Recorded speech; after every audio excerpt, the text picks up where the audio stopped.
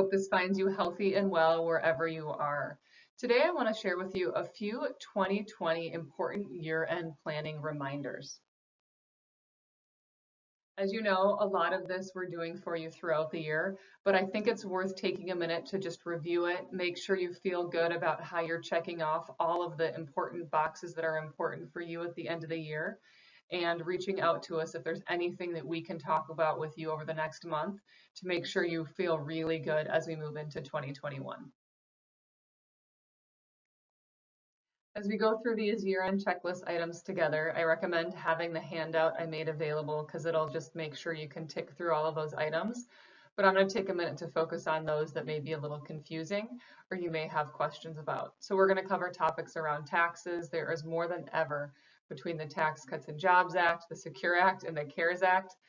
There's a lot to consider. We're going to talk about retirement, some important key changes here. We're going to talk about investments.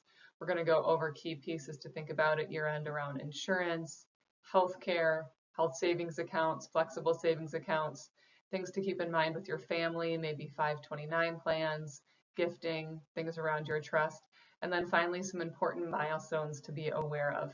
If you hit any of those things, you have to start doing or able to take advantage of. On the tax front, there are more opportunities for planning than ever. First, we have the Tax Cuts and Jobs Act, which impacts how we do charitable giving, because many of the deductions that we were taking previously for donations we're no longer getting a benefit for with the increased standard deduction. Then we had the Secure Act, which impacts ages at which we need to take RMDs, impacts how we're passing on retirement accounts to our kids. And then finally this year we had the CARES Act, which eliminated the need to take RMDs. We're going to talk about that in the retirement section, but also gives you that benefit for doing a $300 above the line cash donation to a charity. So there's a lot going on, a lot of changes to be aware of. Other things that we're looking at an ongoing basis. These items include looking at realized and unrealized losses that we can take this year to become more tax efficient with your portfolio. Other things include potential deductions and tax credits for the year 2020, and of course being really efficient on the charitable giving side. So again, if we haven't reviewed your tax return and you'd like help with that, please get in touch and we're happy to look at that in more detail with you. For those of you who are over age 72, one of the big changes this year was from the CARES Act because it eliminated the need for you to take RMDs this year. However, there were other changes that happened last December as a result of the Secure Act, which pushed that RMD requirement age from age 70 and a half to age 72. So just some things to keep in mind as you consider your planning. If you are nearing retirement, other things that we've been talking about are Roth conversions and how that can help you out with taxes long term. So we've been looking at that with many of you.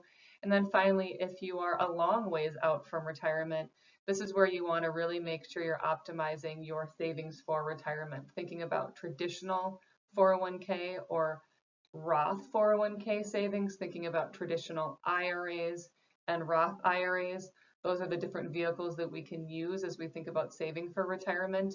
Again, if you don't remember, that Roth bucket, you take after paying taxes on it, but it grows tax deferred and you take it out tax free, which can be a great bucket to have built up. Whereas that traditional 401k or traditional IRA, you get an upfront tax deduction, it grows tax deferred, but then when you take it out, you have to pay tax on it. So we've been doing a lot of optimizing what that savings should look like, both to optimize your taxes now, but also to optimize your taxes moving forward. So really let us know if we can help you think about what your right savings might look like. We've also been reviewing IRMA levels, looking at Social Security optimization. There's a lot of different pieces on that checklist. So if you have any additional questions there, please reach out and we're happy to go through it. On the investment side, these are a lot of things we've gone through with many of you across the course of this year. We've looked at rebalancing, we've looked at taking advantage of the different dislocations in the market. We've looked at really making sure you're well positioned for your risk tolerance, for your goals, to make sure everything is set up really well. Other things just include looking at dividend distributions, making sure that's tax efficient, looking at your employer's options, different things you have there, and making sure that you have not only that asset allocation, but also the asset location, your mix of the types of investments you have in both qualified accounts and non-qualified accounts. So different pieces to consider on the investment side. But like I said, not as many new things here, so there might not be as many surprises for you to think about. On the insurance side, this isn't as imperative that it happen at year end, but this is also a great time to take a look at all of your current policies.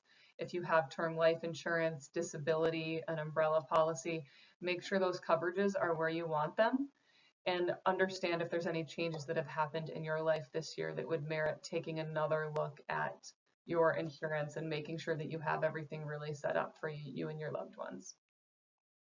On the health side, there are some important things to be aware of. You want to make sure you have the healthcare coverage you want, review that, make sure you have the best policy. That is true if you're in Medicare right now as well. But a big one is making sure that you've maxed out your health savings account contributions. Again, that family limit I've put on there, but it's up to $7,100 for families. So taking advantage of that really does make a lot of sense. That's the only triple tax deferred vehicle that we have. So we always recommend that people invest into it, but don't actually use it. Instead, invest it in the stock market, let it grow, and use it at retirement time. Another big one to remember year end is just make sure you've used your flexible savings account if you're contributing to one. Finally, on the health side, if you have some additional funding you want to do into 529 plan accounts, this is a great time to do it. It's also a great time to review and fund any trusts if there's anything outstanding there. And then, of course, if there's any gifting you want to do, this is a great time to look at it, and we're happy to help you look at the right amounts. Again, the limit per individual is $15,000 this year. And then finally, if you hit any of the big life milestones, and we've listed all of those here, just be aware of the new things that may be available or required of you with those different things. For example, pulling from your 401ks, applying for Social Security, applying for Medicare, and of course the required RMDs, and that's something that we obviously help you manage along the way. Thank you again for taking the time to check out this year-end checklist. We hope it finds you well, and as always, we are more than happy to set up a time to meet with you, talk through any questions. Just let us know how we can help. Hope you're staying healthy and safe, and have a great December.